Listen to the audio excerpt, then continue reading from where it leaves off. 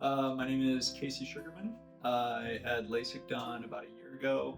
I heard about Dr. Motwani from, my dad had LASIK done with a doctor, and then my brother had LASIK after that, and my mom as well. And so I was kind of next in line to get it done. Um, they all had glowing reviews and said their vision was amazing afterwards. And I had a detached retina a few years ago, but I also struggled with farsightedness and astigmatism. And so I came in for a consultation, and I guess within a couple weeks, we had surgery lined up.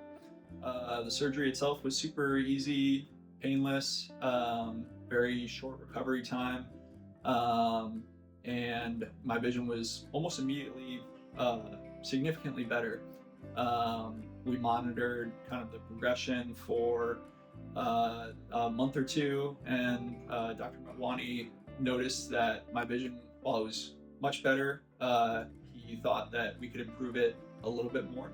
And so he suggested we do an enhancement free of charge, and we ended up doing that.